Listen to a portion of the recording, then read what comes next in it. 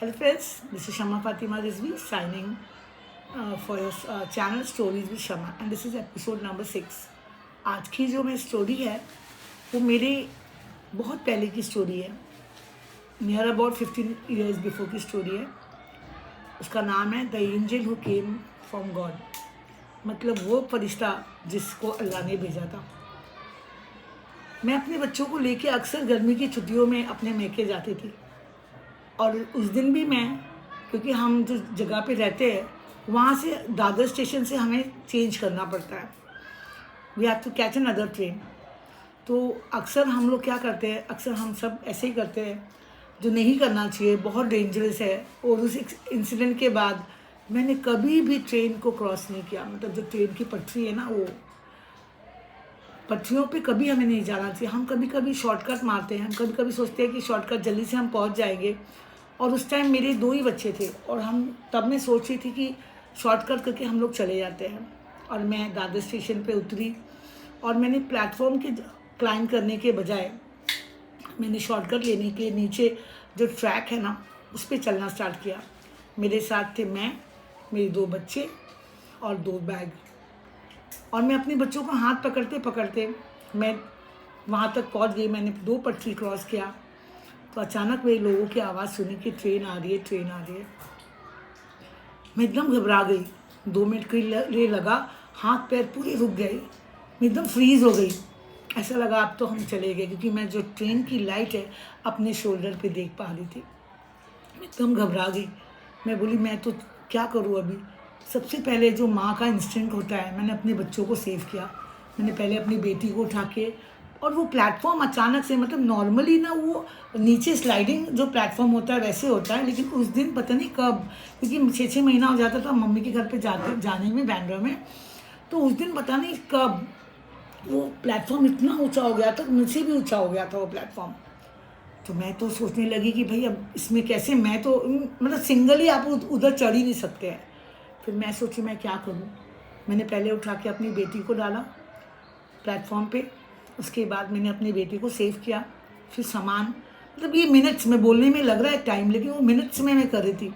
और मैं सोची कि मैं ट्रेन में खड़ी हो जाऊँ ऐसे प्लेटफॉर्म के पास। फिर मेरे को ऐसा रियलाइज़ हुआ कि नहीं, तो जो ट्रेन तो एकदम आती है तो पूरा प्लेटफॉर्म चला जाता है। और मैं मेरे बच्चों की तरफ जब देखी तो मेरे बच्चे रो रहे थे। उनको भी एहसास था कि अब मम्मी पता नहीं बचती है कि नहीं। लोग चिल्ला रहे थे, सब बोल रहे थे, क्योटिक आवाज़ थी मेरे आसपास। बस मुझे अपना अल्लाह याद आया। मैंने अल्लाह से कहा, या अल्लाह मुझे बचा ले, क्योंकि मेरे बच्चे यहाँ पे खड़े हैं, कोई ये तो एड्रेस भी नहीं बता पाएंगे, बहुत छोटे थे। आई थिंक सो मेरा जो बेटी थी वो फर्स्ट सेकंड में थी और मेरा बेटा एकदम जस्ट चलना सीखा था। मैं बोली ये तो बता भी नहीं पाएंगे कि क्या एड्रेस है या कुछ, और ये तो पता नहीं कहाँ इनकी क्या ज़िंदगी हो जाएगी। जब अपने बच्चों की तरफ देखा और अल्लाह से मदद मांगी, और मैंने फिर ना लोगों से कहा कि प्लीज़ कोई हाथ तो दो, कोई हाथ तो दो। अचानक से एक हाथ मेरी तरफ आया, मैंने उस हाथ को पकड़ा और एक पत्थर रखा था, वो पत्थर के सहारे में ऊपर आई। और आप यकीन मानिए, वो हाथ मुझे, आज भी मैं हिलती हूँ, उस टाइम भी मैं हिलती थी, एक हाथ ने मुझे पूरे ऊपर खींच लिया। और जैसे ही वो हाथ ने मुझे खींचा है ऊपर, तो वैसे ही ट्रेन पीछे से बस आके लगी है। मिनटों का था, 1 मिनट में, मैं मिनटों की बात थी जिसे मैं आज बता रही हूँ आपसे। आज भी मुझे एकदम गूज़बम्स आ रहे हैं आपको बताते हुए। उसके बाद जब वो इंसान ने मुझे ऊपर लिया, उसके बाद वो नोवेयर था। लोग मेरी तरफ दौड़े, मेरे बच्चों को लेके आए, बोले आप सेफ हो गए। मैं तुरंत उसी ट्रेन में चढ़ी और मैं आगे को बढ़ गई। और जब मैं ट्रेन में खड़ी हो गई गेट के पास, तो मैं सोचने लगी कि कौन सा इंसान था जिसने मुझे हाथ दिया और मुझे, मेरे जैसे इंसान को एक हाथ से उठा लिया। वो हाथ ऐसा लगता था कोई मज़दूर का हाथ है। और आप भी इमेजिन करो, जब भी आपको कोई इंसान पुल करेगा तो आप उसका फेस तो देखोगे। पता नहीं, मैंने घबराहट में उसका फेस भी नहीं देखा, पर आज मैं सोचती हूँ वो कोई ना कोई फरिश्ता था जिसको अल्लाह ने मेरे लिए भेजा था, मेरी जान बचाने के लिए।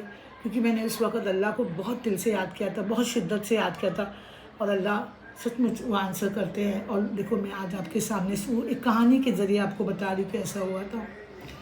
आप भी अल्लाह पे यकीन रखिए और अपनी हर परेशानी में अल्लाह को बुलाइए। और अल्लाह आपको, आप अल्लाह कहिए, गॉड कहिए, भगवान कहिए, सब एक ही हैं। आप जिस उनको बुलाएंगे वो ज़रूर आएंगे। जब आप नहीं बुलाते तो भी वो आपकी हेल्प को आते, तो बुलाने पे तो आएंगे ही।